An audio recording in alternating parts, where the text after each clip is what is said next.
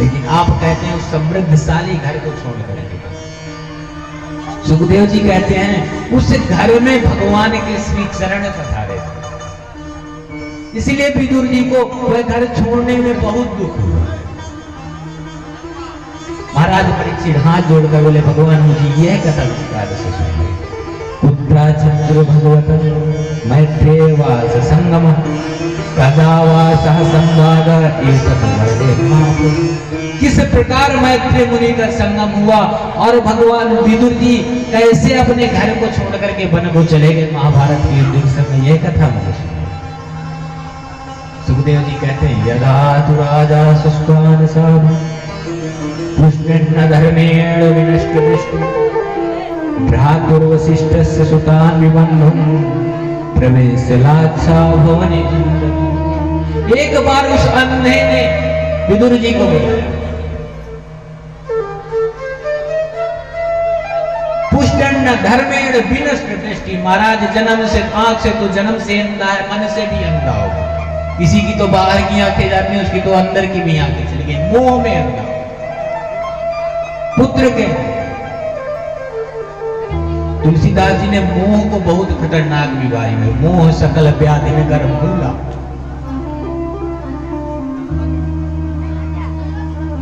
विदुर जी को बुलाया, बिठा लिया। विदुर यह बताओ, अगर महाभारत का युद्ध होता है तो विजय किसकी?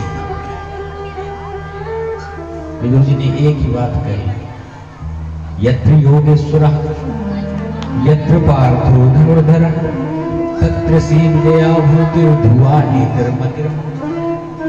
मैं आपको ध्रुव नीति बताता हूं महाराज, मेरी नीति सत्य कहती है कि जहां भगवान रहेंगे विजय वहीं हो। यत्र योगेश्वरः कृष्ण, जिसके पक्ष में भगवान होंगे उन्हीं की विजय होगी। और भगवान इस समय पांडवों के पक्ष में।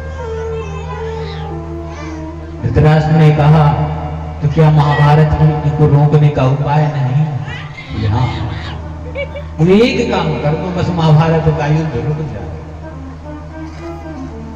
नीति कहती है कि अगर एक गांव का परित्याग करने से पूरे राज्य की रक्षा होती है तो उस गांव का परित्याग करना चाहिए। अगर एक व्यक्ति को त्यागने से पूरे घर की रक्षा होती है, पूरा परिवार सुरक्षित होता है, तो उस व्यक्ति का परित्याग करना। अगर हमारे शरीर के एक अंग को काटने से पूरे शरीर की रक्षा होती है तो उस अंग को काट देना चाहिए। इसीलिए आप के घर में जो दुर्योधन है ना, इसको निष्कासित कर दो, महाभारत का युद्ध रुक जाए। तेजासु कुल कौशलाय, अगर अपने आप का कुल का कौशल चाहते हो, कुल की कुशल चाहते हो, तो इस दुर्योधन का परित्याग करो। दुर्योधन वहीं पर बैठा चिल्ला पड़ा, अरे हमारा ही खाता है, मुझे को निकालने की बात करता है, तू क्या मुझे निकोला? मैं तुझे आदेश देता हूं, मेरे राज्य से हस्तिनापुर को छोड़ करके चले जाओ। विदुर की साक्षात धर्म के, धर्म पांडवों के पक्ष में है महाराज युधिष्ठिर के रूप में, और धर्म कौरवों के पक्ष में है विदुर के। लेकिन अंतर सिर्फ इतना है कि महाराज युधिष्ठिर की बात कोई टालता नहीं है और इधर वाले धर्म की बात कोई मानता नहीं। विजय उसी की होती है जिसके पक्ष में धर्म। स्वयं धनुर्द्वारि विधाय माया गतव्यथो या दुर्माया सनिर्गतः कौरव पुण्य लब्धो गजाभयाति पदम। स्वयं धनुष को द्वार पर रख दिया और उस भवन को छोड़कर चले गए। सुखदेव जी कहते हैं, परीक्षित आज साक्षात कौरवों का पुण्य जा रहा है, पुण्यहीन हो गए। आप सोचो, भगवान राम को क्या पता नहीं था क्या कि माता सीता का हरण किसने किया? सबसे पहले भगवान राम को किसने बताया था कि माता सीता का हरण किसने? बताइए, राम कथा सुनी है किसी ने? नहीं सुनी तो हमारे माता जी का संकल्प है अगली बार यहाँ राम कथा अवश्य होगी। सबसे पहले किसने बताया था भगवान राम को सीता जी का हरण? जटायु बताया था, रावण सीता का हरण करके ले गया। फिर भी भगवान राम पूछते हुए जा रहे हैं सबसे, क्या चाहते तो सीधा जाकर के रावण के ऊपर चढ़ाई नहीं कर सकते। सुग्रीव से मित्रता की, हनुमान जी को भेजा, सेतु का निर्माण किया। क्यों? क्योंकि उनके राज्य में विभीषण था। जब तक हमारे घर में हमारे बुजुर्ग हैं, हमारे घर में कोई धर्मात्मा पुरुष है, तब तक हमारे घर की हानि नहीं हो सकती। कभी भी अपने घर से धर्मात्मा पुरुष का परित्याग नहीं करना चाहिए। बुजुर्गों का सदा आदर करना चाहिए। अगर कोई भी व्यक्ति हमारे घर में धर्मात्मा प्रकृति का है ना, तो उसका आदर करना चाहिए, उसका अनादर नहीं करना चाहिए। जिस दिन से रावण ने विभीषण का परित्याग कर दिया, तो तुलसीदास ने एक ही बात कही, हंस कही चला विभीषण जब ही आयु हीन भय सब। विभीषण जी लंका को छोड़कर गए तो लंकावासी आयुहीन हो गए, और विदुर जी आज कौरवों को छोड़ करके जा रहे हैं तो कौरव पुण्यहीन, सनिर्गता कौरव पुण्य।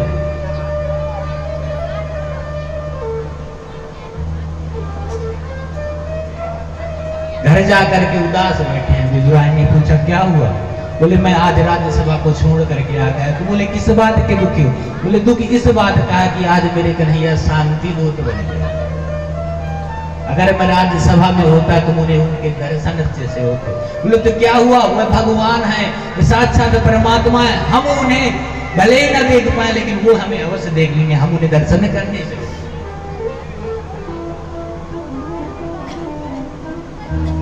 विदुरानी प्रसन्न हो गई, नाचने लगी। मैं अपनी कन्हैया को अपने भवन बुलाऊंगी, अपने घर बुलाऊंगी, अपने हाथों से भोजन कराऊंगी। विदुर जी ने कहा पागल हो गई? अरे जिसके स्वागत के लिए पूरी हस्तिनापुर नगरी को सजाया जा रहा है, वह हमारे घर के।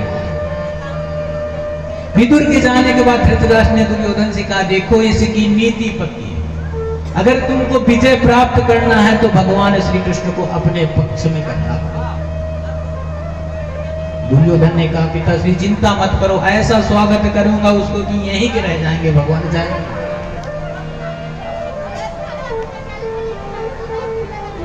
हस्तिनापुर को दुल्हन की तरह सजा दिया। अट्टालिकाओं पर स्त्रियों को खड़ा कर दिया गया, जिस गली से भगवान गुजरे ना तुम पुष्प बरसा। विदुर विदुरानी सुबह 4 बजे से महाराज प्रातः काल से वहां खड़े हो गए लाइन में, एक झलक भगवान की दिख जाएगी।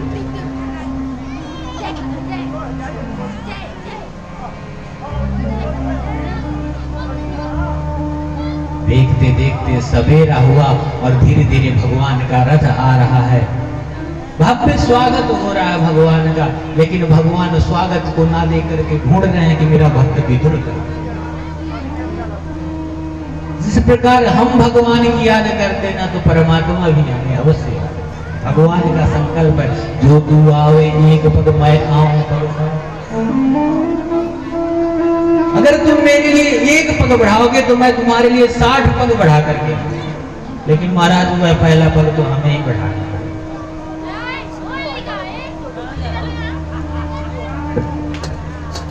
उस भीड़ में भगवान ने जैसे ही विदुरानी को देखा, दूर से आवाज लगाई काकी राम राम। अब तो विदुरानी प्रसन्न हो गई, प्रभु मेरे घर पधारना। महाराज वहीं से आश्वासन दे जाओ मैं तुम्हारे घर भोजन कर। विदुर से बोली देखा कन्हैया ने हमें कहा हमारे घर भोजन करने आए। ले अरे बावरी तेरे कान बज रहे, इतने संग घड़ियाल बज रहे, ढोल नगाड़े बज रहे, तुझे कहां से उसकी आवाज सुनाई? भगवान राज्यसभा में पहुंचे, दुर्योधन को स्वयं स्वागत करने पधारा, भीष्म पितामह पधारे, ले गए। भगवान ने एक ही बात, दुर्योधन एक बात बताओ, पांडव तुम्हारे भाई हैं? दुर्योधन ने कहा हाँ मेरे भाई। बोले तो न्याय अगर तो आधा दो, अगर इसमें भी कोई बाधा हो तो दे दो, केवल 5 गांव रखो अपनी प्रति। अगर न्याय यही कहता है कि वह आधे राज्य के अधिकारी हैं तो उनको आधा राज्य दे। अगर तुम आधा राज्य नहीं दे सकते तो मात्र 5 गांव दे दो। वो वहीं खुशी से खाएंगे, परिजन को हंसी न दिखाएंगे। पर दुर्योधन वह दे न सका, आशीष समाज के लिए। दुर्योधन ने उसके लिए भी मना कर दिया, अरे केशव, सूच अग्रे न दास्यामि बिना युद्धोन केशवा। तुम तो 5 गांव की बात करते हो, मैं तो सुई के नोक के बराबर भूमि बिना युद्ध के पांडवों को नहीं।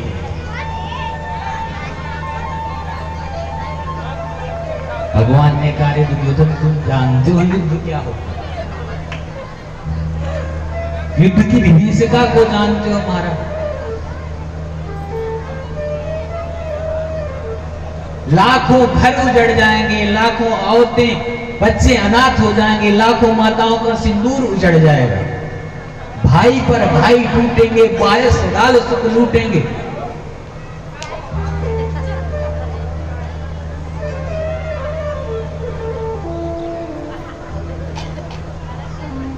दुर्योधन ने कहा, अरे शांत हो जाओ, नहीं तो तुमको ही बंदी बना के रख लेंगे। बस इतनी बात सुनी कि भगवान क्रोधित, विराट स्वरूप दिखाया।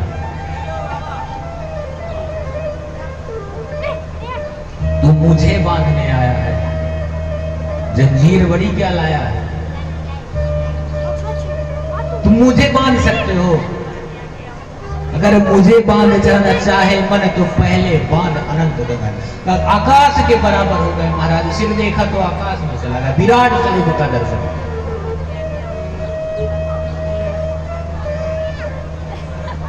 सब लोग हाथ जोड़ करके खड़े हो गए। दुर्योधन पे धृतराष्ट्र ने कहा, क्या करता है, अपने पक्ष में मिलाना था, तूने तो क्रोधित कर दिया, हमारा चरणों में ले गया। केशव क्षमा कर दो, भूल से निकल गया। छोड़ो ये राजकाज की बातें, भगवान का क्रोध शांत हुआ। दुर्योधन ने कहा, छोड़ दो ये राजकाज की बातें, जो बुजुर्ग लोग फैसला करेंगे हम मान लेंगे, लेकिन आप एक काम करो, अंतःपुर में पधारो, मेरी माता ने आपके लिए 56 भोग बनाए, आप भोजन करो। भगवान ने कहा, दुर्योधन भोजन 2 परिस्थिति में, या तो खाने वाले के अंदर इतनी भूख हो कि कुछ ना देखे भोजन कर, या तो खिलाने वाले के अंदर इतना प्रेम हो कि उसे भोजन करना पड़ जाए। न मेरे अंदर भूख है और न तेरे अंदर प्रेम। और वैसे भी मेरा नियम, मुझको जो कोई पहले निमंत्रित करता है ना, मैं भोजन तो उसी के घर करता हूँ। आज मेरा विदुर काका के यहाँ निमंत्रण है तो मैं भोजन वहीं करूँ। लेकिन जाते जाते मैं तुझे एक बात बताता हूँ, याचना नहीं अवरण होगा, जीवन जय या मरण।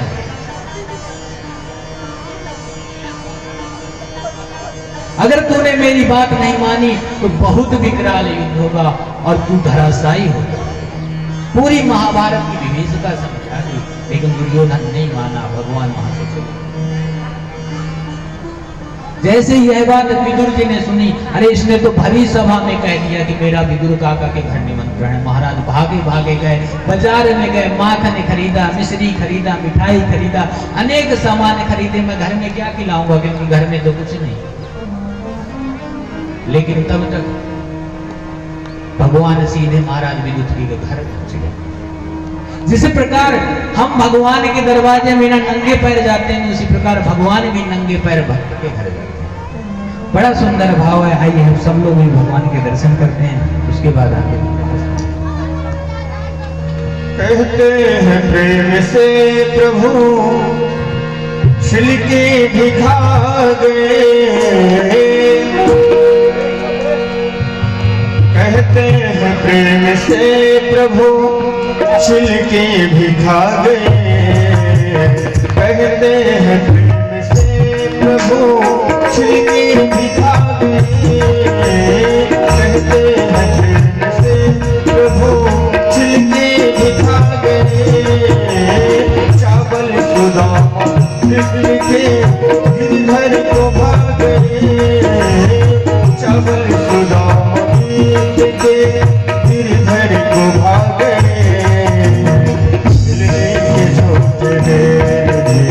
आते रहा करो, मिलने के झोंके आते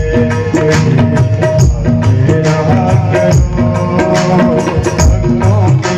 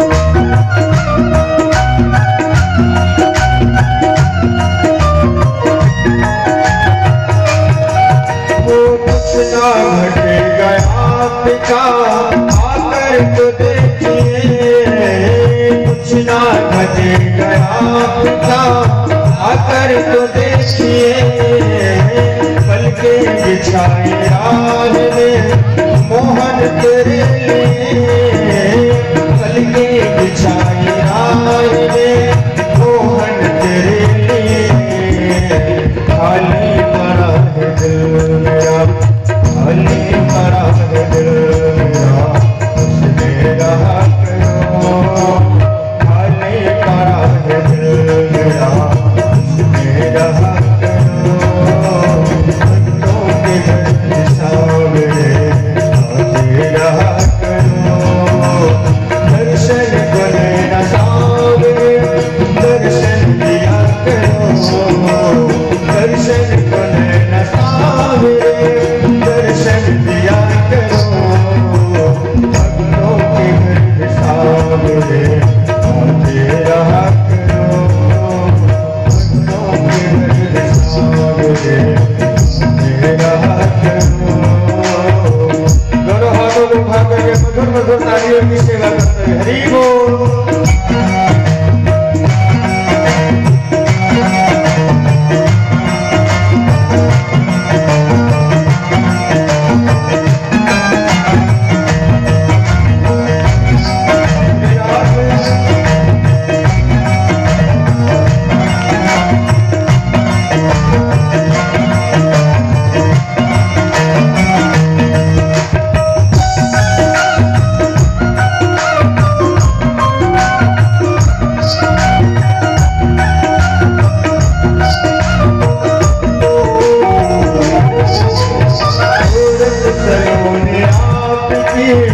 आँखों में बस गई सूरत सलोनी आपकी, आँखों में बस गई।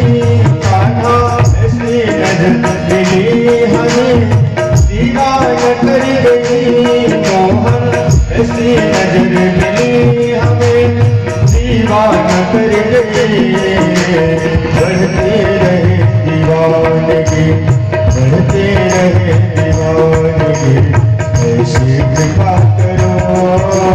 बढ़ते रहे दीवानगी, ऐसी कृपा करो। दर्शन को नैना सामने दर्शन दिया करो। दर्शन को नैना सामने दर्शन दिया करो। भक्तों के घर सामने आते रहा करो। भक्तों के घर सामने।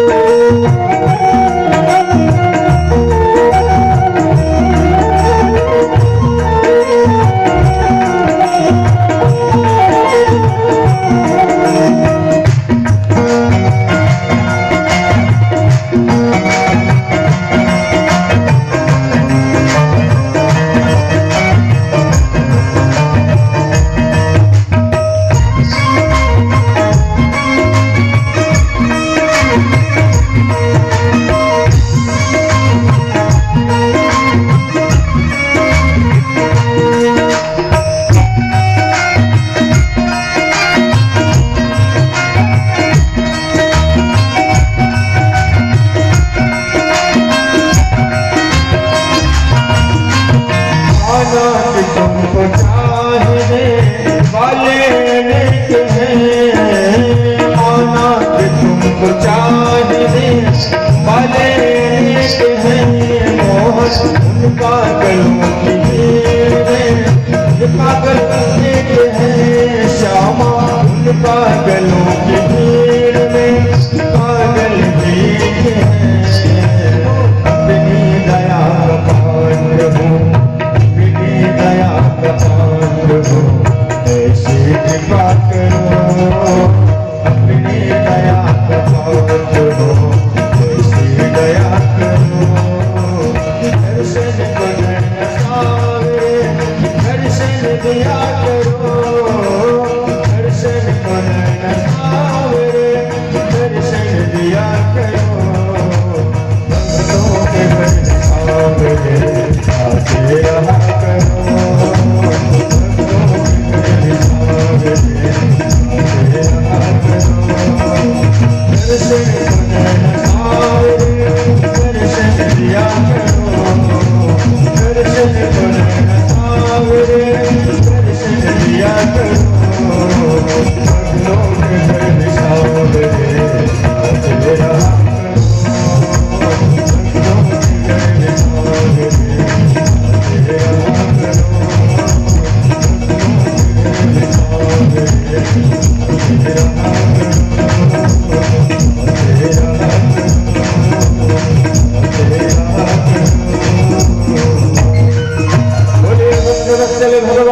भगवान की जय जय श्री राम।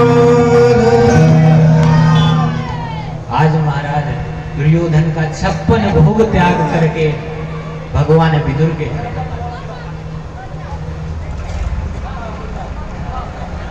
जैसे ही दरवाजे पर पहुंचे, दरवाजे में आवाज लगाई, काकी सुनती हो? महाराज विदुरानी जी स्नान,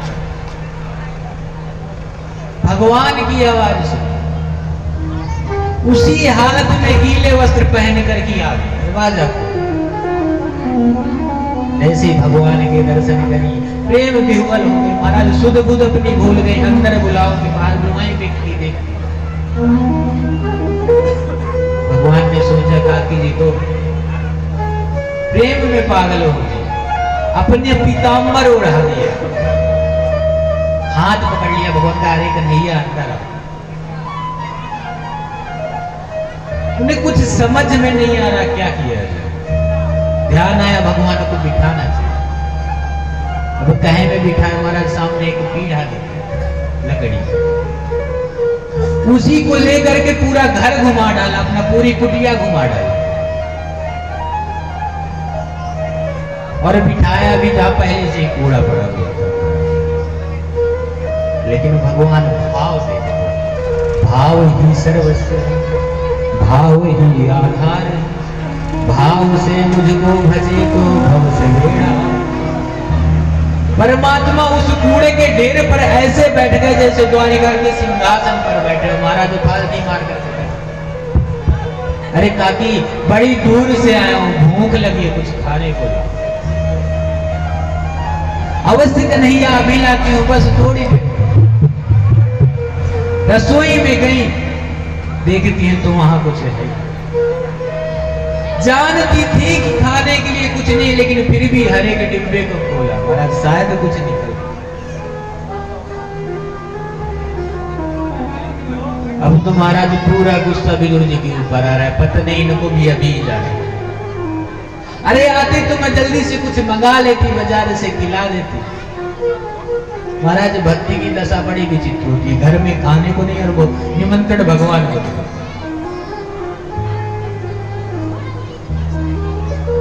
फिर से भगवान ने आवाज लगाई, काकी कुछ खाने को ला रही है? ध्यान आया, रे कदली के वृक्ष लगे हुए, शायद उसमें फल।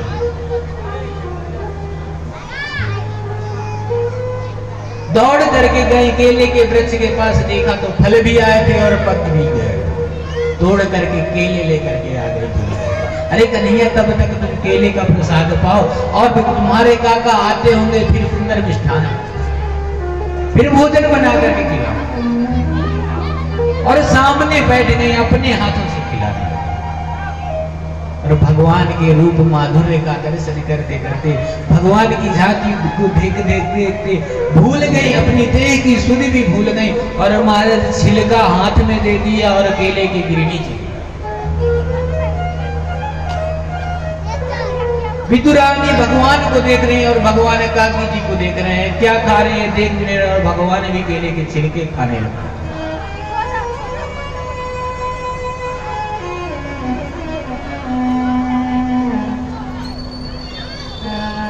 बार बार खाए, तब तक विदुर जी आए। जैसे विदुर जी ने आवाज लगाई दरवाजे में, अरे देवी सुनती हो, जल्दी दरवाजा खोलो। जैसे ही द्वार पहुंची, अरे विदुरानी तुम्हें क्या पता भगवान ने आज मेरा कितना मान बढ़ाया। तो भरी सभा में कह दिया, मेरा विदुर काका के यहाँ निमंत्रण, दुर्योधन का 56 भोग टुकरा दिया। मेरा कन्हैया है ना, मेरे अपमान का बदला ले। दुर्योधन ने मुझे सभा से निकाला था ना, आज भगवान ने उसका अपमान कर दिया। वो झूठ नहीं बोलते, वो अवश्य आएंगे मेरे घर। जल्दी से भोजन बनाओ, क्या पता कब आ जाए। वो आएंगे तो बैठे हुए। जैसे जाकर के भगवान को देखा, हाथ में छिलका लिए भगवान प्रेम से। विदुर जी ने दौड़ करके हाथ से छिलका छीन लिया। अरे कन्हैया ये तो बावरी है, आपको भी समझ नहीं है। आप छिलका खा गए, आपको कष्ट दे गए।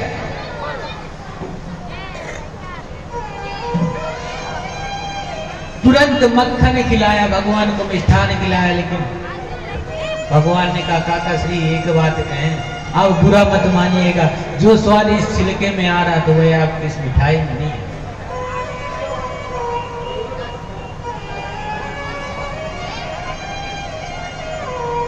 पत्रम पुष्पम फलम दो ये में भक्त्या। अरे भगवान को पत्र चढ़ाओ, पुष्प चढ़ाओ, जल चढ़ाओ, लेकिन प्रेम से चढ़ाओ। शर्त यही है, प्रेम होना चाहिए। राम ही केवल प्रेम किया।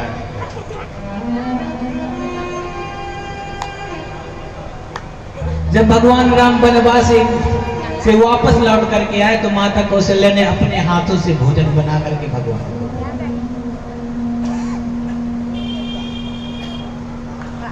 माता अरुंधति ने निमंत्रित किया, उनकी गुरु माँ ने, उन्होंने स्वागत किया, भगवान को खिलाया। जनकपुर गए, वहां भी भगवान की बहुत बहुमानी।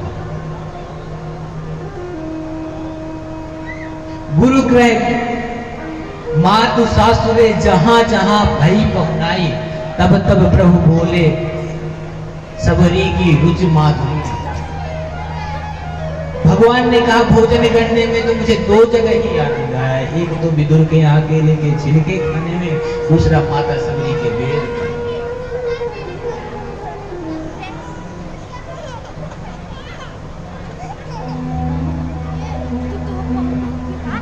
विदुर जी के साथ बैठ गए भगवान। विदुर जी ने कहा ककिया अब क्या होगा इसमें। रात भर भगवान से बातें करते रहे और प्रातःकाल भगवान विदुर जी से विदा लेकर के पांडवों के पास चले। आज विदुर जी को वह अपना भवन छोड़ के जाने में इतना दुख होता है, इस भवन में भगवान के चरणामृत, उस कुटिया को छोड़ करके विदुर जी चले और तीर्थ यात्रा करते। तीर्थ यात्रा करते करते एक बार उनकी भेंट उद्धव जी से हुई। जब तक विदुर जी तीर्थ यात्रा करते रहे तब तक इधर महाभारत हो गया और उधर भगवान के वंश को भी श्राप लग गया। इधर पांडवों में कोई नहीं बचा, उधर भगवान के वंश में भी कोई नहीं बचा। भगवान स्वयं परम धाम को चले गए। वापस जब उद्धव जी से मिले, उद्धव जी से सबकी कुशल क्षेम पूछी। उद्धव जी के द्वारा ज्ञात हुआ कि भगवान इस धरा धाम को छोड़ करके चले गए। उद्धव जी ने विदुर जी से कहा, विदुर जी भगवान ने आपको अंतिम समय में आपको याद किया। मैं वहीं था, भगवान ने एक बहुत